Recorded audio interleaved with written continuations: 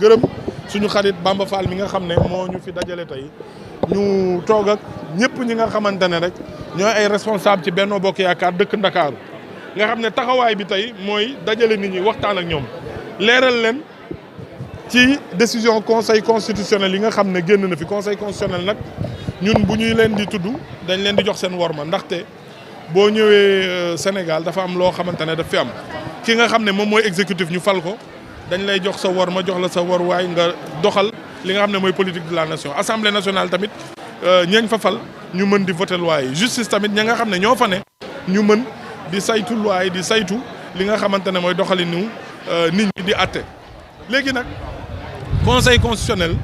damay dégg waa Yewwi Askan Wi naan seen liste bi dañ ko bëggoon rendre irrecevable mais irrecevable la liste est recevable maanaam mën nañ ko nangu te mën na dem ci élection ma leen di leeral ne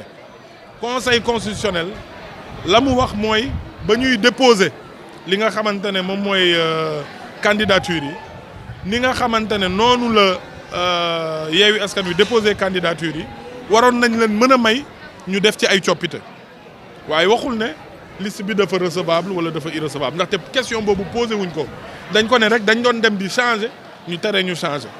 te conseil constitutionnel tamit wax na ne donte sax loi bi prévoir ko mooy wane ne ñooñu kat dañuy ñaan loo xam ne loi bi prévoir ko waaye comme gisuñu fu mu ko tere tamit waroon nañ leen may ñu ñëw soppi seen candidature coppite boobu tamit Bamba Fall wax na ko léegi coppite la wala correction ndaxte gis nga da ngay def remplacement comme ci football ni ñu koy defee wala boo da nga nangu ne da nga juum nga ñëw def li nga xamante ne moom nga war a def dugal góor génnee jigéen ndaxte ñoom liste parité buñ koy wax dañ ne parité numérique bi principe bi mooy foo teg góor teg fa jigéen bu élection bi doonee 20 candidats nga teg fa fukki góor teg fa fukki jigéen mais ñoom li ñu def ci Dakar mooy juróom-ñaar yoo xamante ne juróomi góor lañ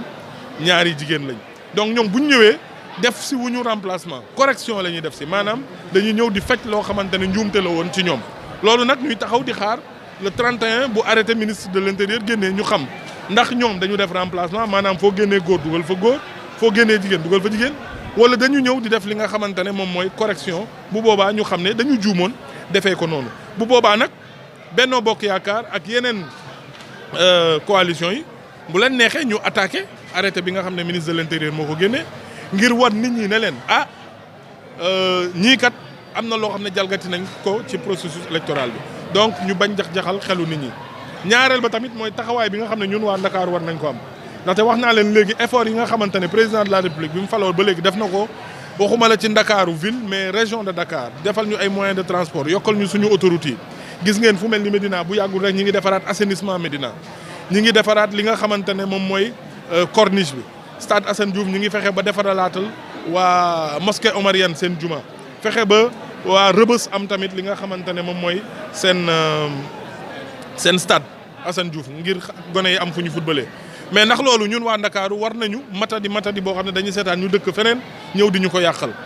ñëw di woote di woo gone yi naan leen nañu taal nañu yàq ndax li fi amoon mën na fi amaat li fi amoon xam nañ li fi amoon mooy lu fi amoon lu raxoon leneen la loo xamante ne ñun mën na am suñu yar ak suñu teggin mayul ñu wax ko ndax bëgg nañ sénégalais yëpp doon benn bëgguñu ñu leen di yàq bëgguñu ñu leen di féewale bëgguñu ñu leen di créer ay monnaie locale ak yu demee noonu li nga xamante ne moo am mooy ñun waa Ndakaaru duñu seetaan loolu te ñi bokk Benno Bokk Yaakaar ak ñi dëkk Ndakaaru jël nañ engagement yee seen i njaboot yee seen i doom yee seen i dëkkandoo ci yàq-yàq yooyu nga xamante ne moom la yenn homme politique yi bëgg andi ngir seen intérêt bopp ndaxte gis ngeen vidéo buy circuler buy wane ne am na homme politique yoo xam dañ naan déet politique jarul xuloo jarul xeex jarul sànni xeex jarul saaga waaye bu ñu demee ba am jafe-jafe wala ñu tiit wala ñu bañ a dem élection woo gone yi ne leen dem leen ngeen yàq dem leen ngeen def nii bu ñuy def liste duñu leen ci boole bu ñuy tabax seen kër duñu leen fa bàyyil néeg ba pare bu yàq jotee ñu ne ñu woo xale yi ñu dem yàq loolu nag defe naa ne nit ñi war nañ ci yeewu looloo tax ñun waa Ndakaaru ñu taxaw àndandoo doon benn ne dañuy battre campagne ngir utalaat présidence Macky Sall majorité loolu moo doon kàddu yi ma leen di jéggalu di leen gërëm di leen sant